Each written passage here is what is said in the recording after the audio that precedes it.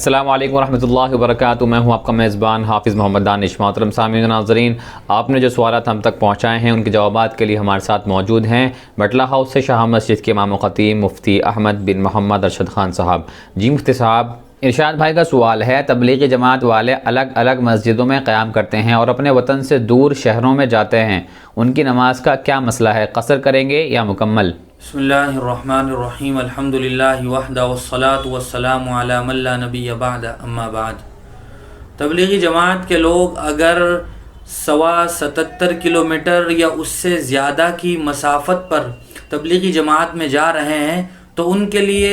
ضابطہ اور اصول یہ ہے کہ اگر ان کی تشکیل ایک ہی شہر میں یا بڑی بستی میں ہوئی ہے اور اسی شہر یا بستی کی مختلف مسجدوں میں انہیں قیام کرنا ہے اور ان کا قیام 15 دن یا اس سے زیادہ کا ہے، تب تو یہ اس شہر اور بستی میں مقیم ہوں گے اور اپنی مکمل نماز ادا کریں گے۔ لیکن اگر ان کی تشکیل کسی بڑی بستی یا شہر میں نہیں بلکہ انہیں مختلف دیہاتوں میں 3 دن یا ایک دن ٹھہرنا ہے، جتنا بھی ان کا وقت ہو، ایک ہی گاؤں یا دیہات میں 15 دن سے کم ٹھہرنا ہے، 15 دن یا 15 دن سے زیادہ نہیں ٹھہرنا ہے، تو پھر وہ وہاں مسافر ہوں گے۔ اگر بغیر امام کے اپنی الگ الگ نماز پڑھیں گے تو پھر وہ قصر کریں گے، اور اگر وہ امام کے ساتھ نماز پڑھتے ہیں تو بہرحال وہ امام کی متابعت میں مکمل نماز پڑھیں گے۔ زبیر بھائی اوکھلا سے معلوم کرتے ہیں، اللہ تعالیٰ سورہ فاتحہ میں بندے کے پڑھنے پر کیا جواب دیتے ہیں؟ جی ہاں، حدیث میں آتا ہے کہ جب بندہ نماز میں الحمدللہ رب العالمین کہتا ہے تو اللہ تبارک و تعالیٰ اس کے جواب میں کہتے ہیں حمیدنی عبدی، اور جب بندہ الرحمن الرحیم کہتا ہے تو اللہ تبارک و تعالیٰ کہتے ہیں اثنا علی عبدی، اور جب بندہ مالک یوم الدین کہتا ہے تو اللہ تبارک و تعالیٰ اس کے جواب میں کہتے ہیں مجدنی عبدی، اور جب بندہ ایاک نعبد و ایاک نستعین کہتا ہے تو اللہ کہتے ہیں ھذا بینی و بین عبدی ولعبدی ما سأل، اور جب بندہ اہدنا الصراط المستقیم صراط الذین انعمت علیہم غیر المغضوب علیہم ولا الضالین کہتا ہے تو اللہ تبارک و تعالیٰ اس کے جواب میں کہتے ہیں ھذا لعبدی ولعبدی ما سأل۔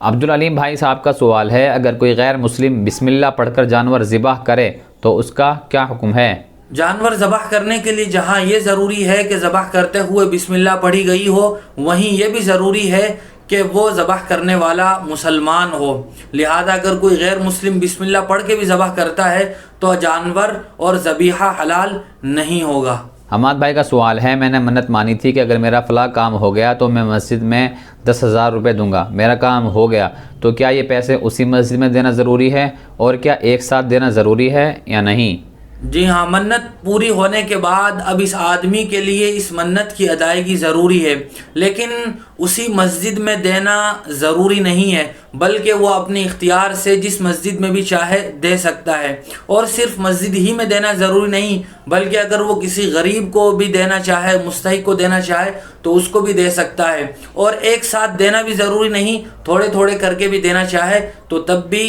شریعت میں یہ گنجائش ہے۔ انہی صاحب کا دوسرا سوال ہے، کیا دل ہی دل میں منت ماننے سے منت واجب ہو جاتی ہے یا نہیں؟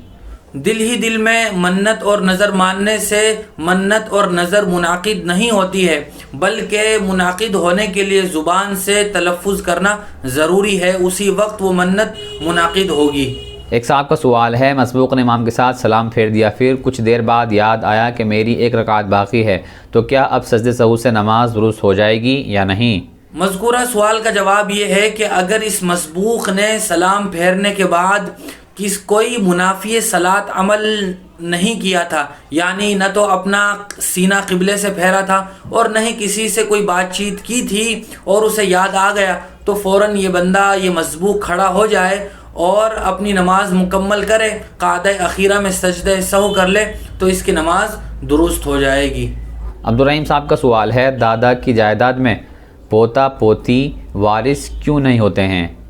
یاد رکھنا چاہیے کہ شریعت نے وراثت میں جو حصے متعین فرمائے ہیں ان کی بنیاد فقر و احتیاج اور ضرورت پر نہیں ہے، بلکہ اس کی بنیاد وہ رشتہ داری کے قریب ہونے پر ہے۔ اسی لیے اللہ تبارک و تعالیٰ قرآن مجید میں ارشاد فرماتے ہیں آباؤکم و ابناؤکم لا تدرون ایہم اقرب لکم نفعا، کہ تم نہیں جانتے ہو کہ کون سا رشتہ دار نفع کے لحاظ سے وہ تمہارے زیادہ قریب ہے، لہذا شریعت میں وراثت کا مدار وہ قریب ہونے کی بنیاد پر ہے۔ یہی وجہ ہے کہ جب قریبی رشتہ دار موجود ہوتا ہے تو دور والا رشتہ دار وہ خود بخود محروم ہو جاتا ہے۔ مذکورہ سوال کا جواب بھی یہی ہے کہ چونکہ باپ کی دوسری اولادیں موجود ہیں، پوتے وہ اب دور ہو گئے ہیں، چونکہ لڑکا باقی نہیں رہا تو وہ دور ہو گئے، اور دوسرے لڑکے اور لڑکیاں وہ موجود ہیں اور وہ قریب ہیں، لہذا وہ وراثت کے حقدار ہوں گے۔ لیکن شریعت نے ان کو بھی محروم نہیں چھوڑا ہے، بلکہ ان کے لیے شریعت میں یہ تاکید ہے کہ دادا کو چاہیے کہ وہ زندگی میں اپنی کل جائیداد کا مالک ہے، جتنا چاہے اپنے پوتوں کے لیے وہ ہبہ کر سکتا ہے، ان کو مالک بنا سکتا ہے، یا یہ کہ وہ وصیت نامے کی رجسٹری بھی کرا سکتا ہے، چونکہ مرنے والے کو اس بات کا اختیار ہوتا ہے کہ وہ اپنے مال میں سے تہائی کی وصیت کر جائے، لہذا وہ اپنے پوتوں کو محروم نہ چھوڑے بلکہ ان کے لیے وصیت کر جائے، اس کے انتقال کے بعد تہائی میں سے ان کے لیے وصیت نافذ ہو سکتی ہے۔ بہت شکریہ مفتی صاحب آپ کا۔ اسی طرح کی مزید مسائل کی جانکاری کے لیے ہمارے دار ارقم یوٹیوب چینل کو سبسکرائب کریں، ویڈیو کو نوٹیفیکیشن کے لیے بیل آئیکن کو دبائیں، ویڈیو کو لائک کریں، صدقہ جاریہ کی نیت سے ویڈیو کو شیئر بھی کریں، اور اسی طرح اپنے سوال ہم تک پہنچاتے رہیں۔ جزاک اللہ۔